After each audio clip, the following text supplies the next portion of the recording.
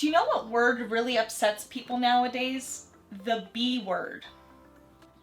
Wait, what'd you call me?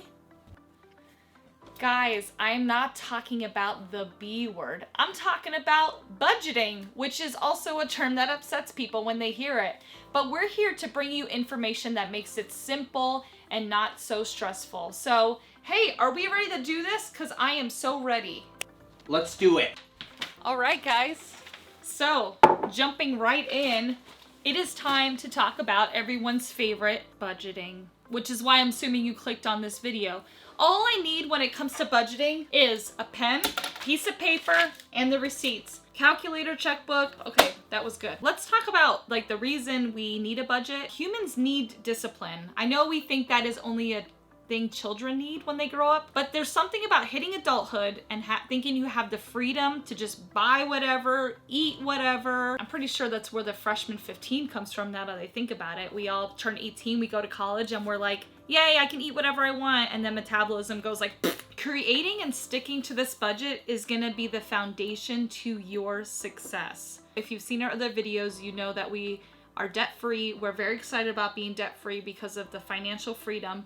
And we continue to budget. We continue to track our receipts and our expenses, and we continue to limit ourselves. You have to really sit down, figure out what you're already spending your money on, and decide what your limits are, because everybody is different. Let me give you an example. When we initially looked at our expenses and realized how much we were spending on coffee to go, we created a budget that said, all right, we're spending a lot on coffee on the go, so let's cut it back. Fast forward to today, we don't ever buy coffee on the go unless it's a special occasion, if we're on our way to a vacation, or maybe if it's a birthday. Now let's talk about food, because everyone out there says food is not a want, food is a need. And yeah, you are correct. Food is a need, but there are times where people will make it a want. Ordering takeout, going to restaurants several times a week, when the amount you spend at a restaurant for a couple of two, you could buy groceries for an entire week. Just make the budget according to your lifestyle. For example, if you have a young child, then something in your budget would be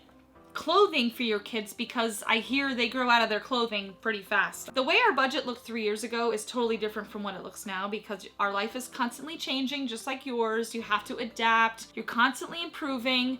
Do what works for you. Do what fits your lifestyle. So what I'm gonna do now is what I need you guys to do if you haven't already. Take all the receipts I have, compare it to my bank statements, and just track all my expenses. So what I'm gonna do is, we're gonna say June of 2020 is this month, and the first category is bills. You're gonna put things like your cell phone.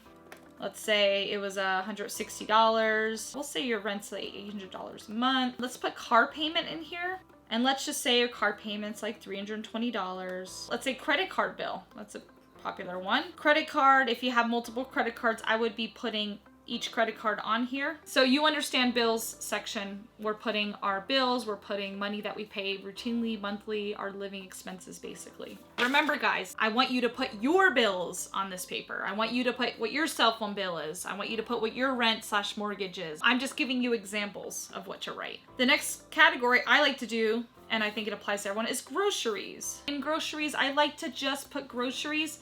And let me just throw it out there, I don't put any alcohol purchases in groceries, okay? I actually have a separate category for alcohol, because I just think it's important to not drink a lot. So if you're gonna buy wine, if you're gonna buy a case of beer, I understand that you can buy alcohol in some states at the grocery store, so that's where the fun comes in, where you have to itemize that and go through and say, out of here, what is alcohol? And what is food? Talking about groceries, just write your totals. So you went through your receipts and you went to the grocery store yesterday and you only spent $18. 2 days ago before that, it was a big order. So maybe you spent like $84 because you needed to feed the whole family. $84.95, that's what we're gonna write. And so on and so on and so on. For the entire month, you put what you're spending on your groceries. Another category, which I think is really important, it pertains to restaurants/takeout. Anything you're not cooking on your own, like buying groceries and taking home and preparing. I think this category is important because it shows you how much you could have saved if you just bought groceries versus going out to eat. You will notice that your groceries and restaurants category like counteracts each other. You know, I like to go out to eat and I don't want to completely tell myself no, so I'm gonna set a limit of maybe $100 a month of going out to eat, and once I hit that limit, it's all groceries from there. We got some fast food, it was $21. We went out to eat with the whole family and it cost $68.48 with the tip. Along with having receipts, I'm comparing the total on my receipt. If you used your card versus cash, I like to make sure that what I put for the tip is correlating with what shows up on the bank statement. Gas or slash fuel is another category, and that is one where you can't really say I've reached my limit and I'm just gonna have to run out of gas in the middle of the street. Let's put some totals in here so this looks good. We filled up $21.14, and then we filled up when we were in California, so it was $46. Don't see that you spend about $60 in gas a month and say, well, I'm just gonna make it $120, because it just doesn't make sense. Some people have medical expenses that they have to deal with, so I would put that in a category. And same thing, it is not to limit yourself, but it's just to keep track of how much you spend every month. So when someone says, you know, how much you spend a year on insulin syringes, you can actually go back in your budget and look and see and plan your life ahead of time. Toiletries can get a little out of control, so I like to put that in a separate category because everybody will justify getting the best lotion and the most high-tech toilet cleaner you can ever imagine. 17, 18. Say you went to Costco and it was $64. Are you guys still with me?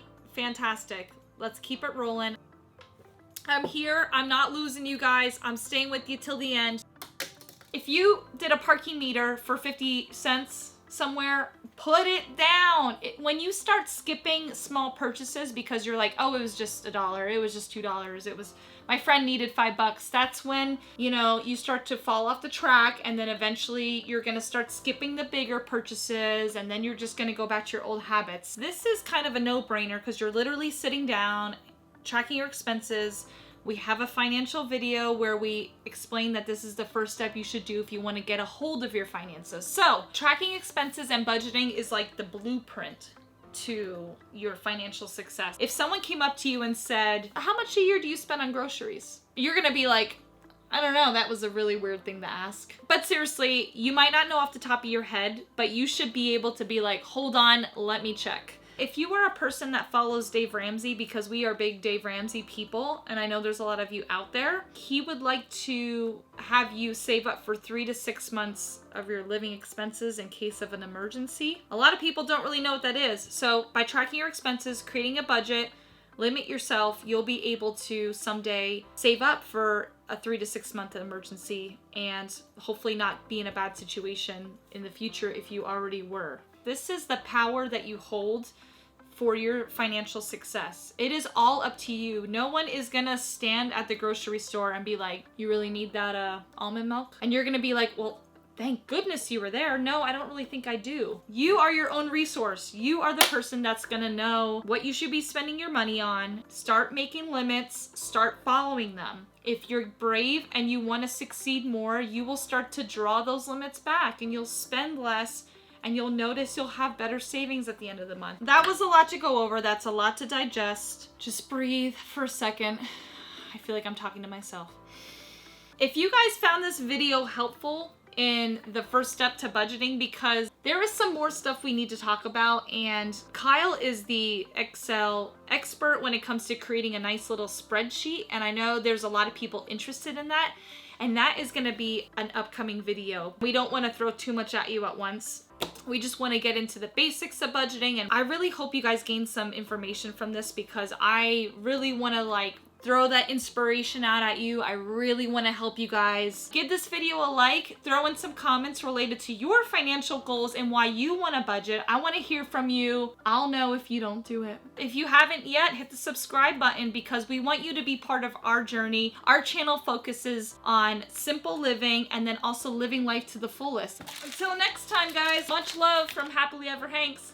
Take care now. Woof. What, are you rolling right now? Let's talk. Oops.